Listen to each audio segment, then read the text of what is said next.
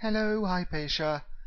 Um, and God, it's 5:30 here, and I haven't been to sleep, so I am coming down from outer space. I've got about 6 things going on in my head that I want to do. I want to do them properly, so I'll try and just tackle them today, slowly and methodically. And one of those 6 things is, of course, to give you something to listen to. We've chopped and changed around a bit, and we can always go back to our favourites. But Caves of God is pretty fundamental to what we've been talking about, and especially this chapter, which is entitled Islam. Bet there's something about the Battle of Manzikert in here. Manzikert? I had to write an essay on that once. God. Okay, let's crack on with what somebody who writes better than I do says. Mr. Kostov, Dr. Kostov, probably. I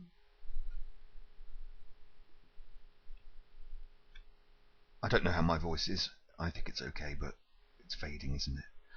So I will try not to mumble and to put things clearly. Islam.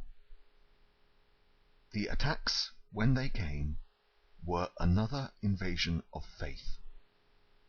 600 years after the lonely passage of St. Paul, a new religion, at last it was said, sprang up with astonishing vigour in Arabia, and in a matter of years was lashing the apostles' hard-won territories with fanatical and determined hordes of believers. The first Arab raid came in 642, and from then on Cappadocia became the embittered frontier between the two rival faiths. Islam was now the New East, Byzantium the new beleaguered West.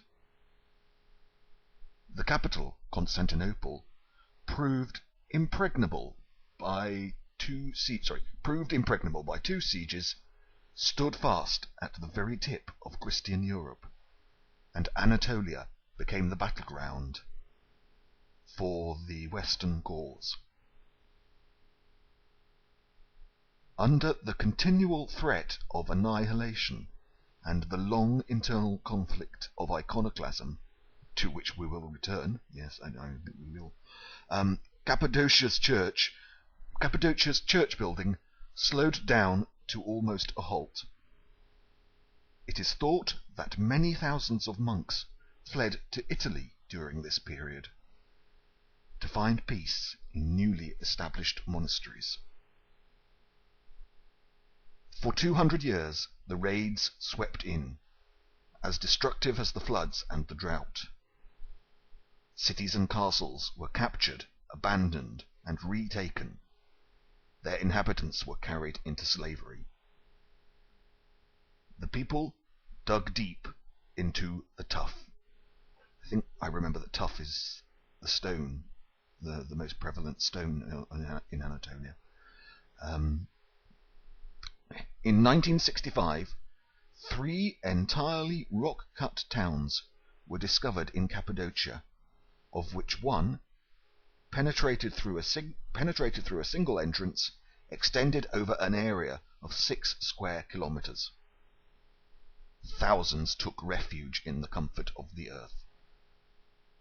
Monasteries fended for themselves, or became headquarters of Akritai, Akritai, frontier knights, to whom the defence of the land was left. The story of Omar al-Nayman in 1001 Nights tells of a king of Caesarea, Hardovius, a terrible warrior and the father of a most beautiful girl, who had a monastery as a fortress. It was a good age from then on for legends of valor. Border wars created heroes for both sides, and as always when the conflict is intimate, the praises of these legendary men were sung by both sides. The battling faiths were reconciled through single deeds whose standing was universal. At the same time, a similar union of opposites was achieved in the popular mind by devising for the heroes mixed ancestry or mixed marriages. The great Said el-Batal el-Ghazi, who was killed in battle at Akroneos, and whose memory is hallowed in all parts of Anatolia, but especially on the top of... Oh, you did tell me how to pronounce this. Erciasdugli. Right. He was married to a Greek princess. His Byzantine counterpart, Diogenes Akytas, had for a father an Arab emir who had been a convert to Christianity. Byzantium, as the poet Seferis once wrote, fashioned its own adversaries. So also did the Muslim raider fashion his Byzantine adversaries. Signs of this alien Muslim presence in Cappadocia are not hard to find. In the paintings of the rock churches, Arabic motifs, like bands of Kufic ornament, make their appearance before long. Eh? Oh, yeah, that means literally what it says. Make their appearance before long. Kufic borders also line the edges of robes, or liven the surfaces of objects, like the shields of the soldiers guarding the tomb of Christ, or Salome's ewer, E-W-E-R. Salome's ewer in the Nativity. I think an ewer is a kind of cradle.